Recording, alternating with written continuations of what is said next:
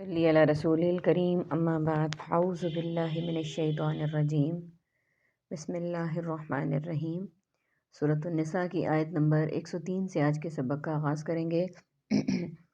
رب اشرح لی صدری ویسر لی امری واحلل عقدۃ من لسانی یفقہوا قولی رب زدنی علما رب زدنی علما رب زدنی علما اللہم فقہنا فی الدین اللہم فقہنا فی الدین اللہم فقہنا فی الدین۔ فَإِذَا قَضَيْتُم پھر جب تم ادا کر چکو الصلاۃ نماز، فاذکروا تو تم سب ذکر کرتے رہو اللہ کا قیاماً اٹھتے ہوئے وقعوداً اور بیٹھے ہوئے۔ میننگز کو دیکھ لیتے ہیں۔ الصلاۃ لفظ استعمال ہوا ہے، قضیتم پہلا سب سے پہلا لفظ ہے قضیتم، نماز کی قضا یا قضاء حاجت کے لیے ہم اردو میں لفظ استعمال کرتے ہیں۔ الصلاۃ صوم و صلاۃ کا پابند مصلی لفظ ہم اردو میں استعمال کرتے ہیں۔ فذکروا ذکر اذکار تذکیر اور ذکر الہی کے لیے استعمال ہوتا ہے۔ قعوداً قعدہ اور مقعد کے لیے استعمال کرتے ہیں ہم اردو میں۔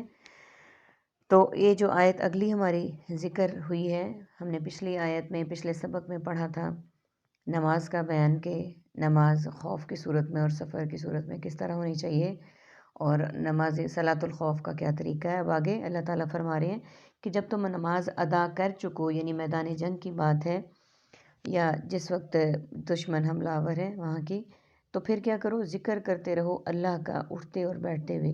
کہ نماز میں تو اللہ تعالیٰ نے دشمن کے خوف سے اور دشمن کے ڈر سے نماز کو قصر کر دیا، یعنی مختصر ہو گیا، لیکن اس کے بعد کیا کرنا ہے کہ کھڑے بیٹھے ہر حال میں اللہ تعالیٰ کا ذکر کرنا ہے۔ اور یہی ہم سب مسلمانوں کا بھی شیوا ہونا چاہیے کہ ہم نے کیسے کرنا ہے۔ آگے دیکھیے اس آیت کو مکمل کرتے ہوئے پھر اس کی وضاحت کریں گے۔ وَعَلَىٰ جُنُوبِهِمْ اور اپنے پہلوؤں کے بل لیٹے ہوئے۔ فَإِذَا اطْمَأْنَنْتُمْ اور پس جب تم اطمینان پالو، فَأَقِیمُوا الصَّلَاةَ تو تم سب قائم کرو الصلاۃ نماز، ان کانت بے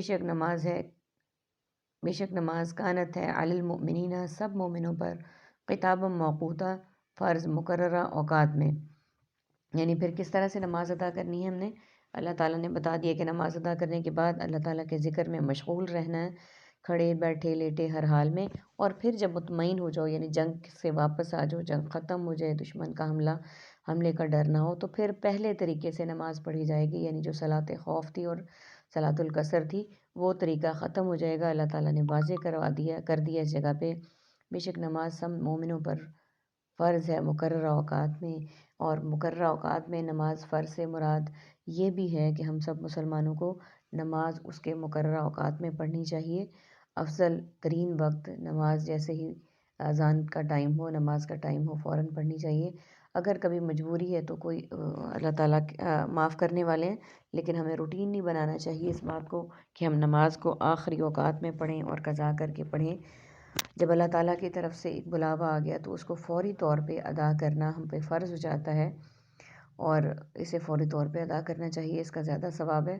اور مجھے ایک کسی انسان کی بات بڑی اچھی لگی کہ اس سے سوال کیا گیا کہ تو آپ نماز اول وقت میں پڑھتے ہیں، درمیان میں پڑھتے ہیں، آخر میں پڑھتے ہیں؟ جیسے ہمارے اب ملک میں فرقہ واریت بہت زیادہ ہوئی ہوئی ہے، وہابیوں کے ٹائم پہ پڑھتے ہیں، اہل حدیث کے، بریلویوں کے، سنیوں کے۔ تو اس بندے نے جو جواب دیا نا وہ مجھے بہت ہی زیادہ اٹریکٹ کیا۔ اس نے جواب دیا کہ جب میرے کانوں میں اذان کی پہلی آواز پڑتی ہے نا تو میں نماز کے لیے کھڑا ہو جاتا ہوں، کیونکہ جب میں نے اللہ کا پیغام سن لیا، اللہ کی دعوت کو سن لیا، تو میرے پہ نماز پڑھنی فرض ہو گئی۔